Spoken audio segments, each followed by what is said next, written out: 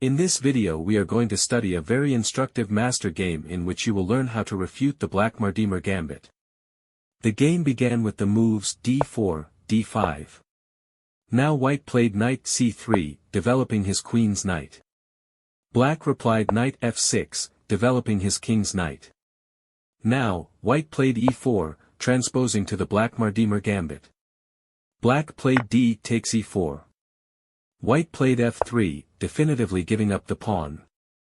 The game continued. E takes f3. Knight takes f3. And now black played c6, an important move. Black takes control of the d5 and b5 squares, to limit the mobility of the opponent's knight. White now played bishop c4, developing his king's bishop to a good diagonal and preparing to castle.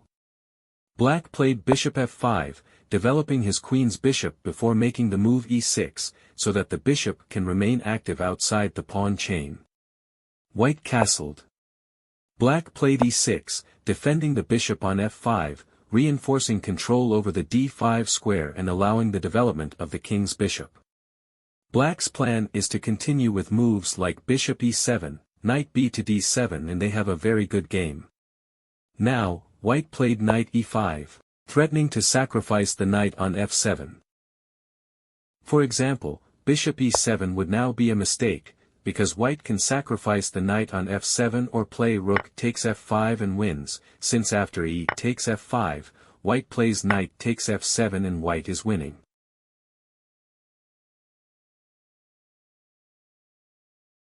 In the game, after the move knight e5, black played bishop g6, removing the bishop from the opposing rook's attack and reinforcing the defense of the f7 point, to avoid any possible sacrifice of the knight on that square. White played bishop g5, completing the development of his minor pieces and pinning the f6 knight.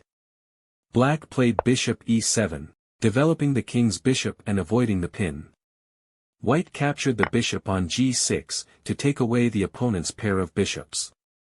After h takes g6, the h-file has been left open and the rook on h8 is very happy. White played queen d3, mobilizing the queen to connect the rooks. The queen aims against the g6 pawn, but for now it is well defended. Black played knight b to d7, completing the development of his minor pieces and reinforcing the defense of the f6 knight. Now, it would not be good to sacrifice the bishop by capturing on e6, since after f takes e6.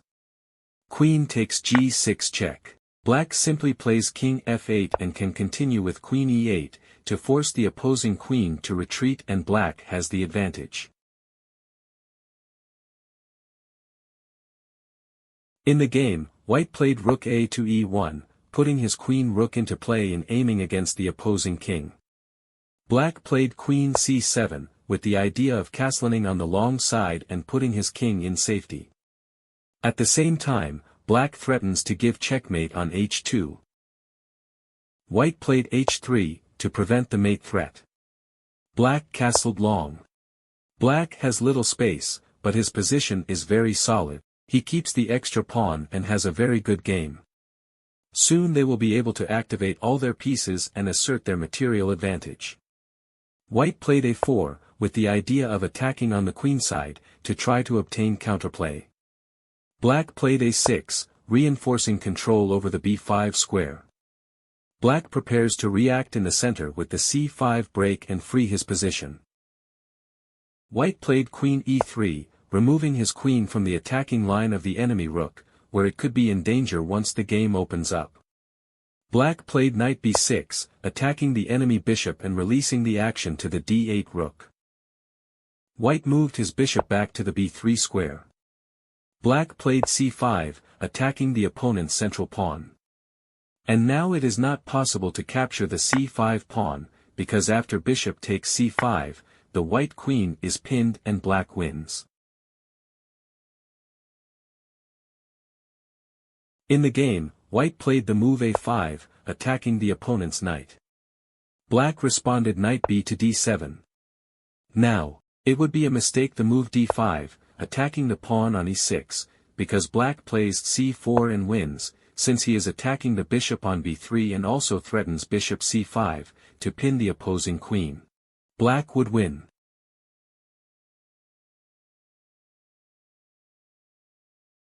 In the game, white played bishop f4, attacking the black queen. Black played queen takes a5. Black already has 2 extra pawns and his advantage is evident.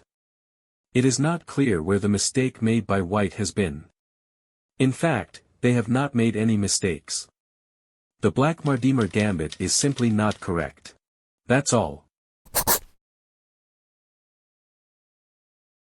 Now, white plays d5, desperately trying to attack. Black played e5, to avoid any possible counterplay. Now, they are threatening to advance with c4, and then move the bishop to the c5 square. The game continued. Bishop takes e5. Knight takes e5. Queen takes e5. Bishop d6. The white queen is attacked and has to retreat. White played queen e2. Black answered rook h to e8, activating the king's rook and attacking the opposing queen. White played queen d3. Black replied rook takes e1, to simplify the position and assert the material advantage without complications. After rook takes e1, black played b5, threatening to advance with c4. White cannot prevent the loss of material. For example, bishop a2 would not be possible now, because black plays c4, attacking the opposing queen. After, for example, queen f3. Black plays b4 and attacks the knight to leave the enemy bishop defenseless. Black wins. In the game, white played king f1, but black responded c4. And after bishop takes c4, b takes c4, white resigned. A very instructive game in which we learned how to refute the Blackmar-Diemer Gambit.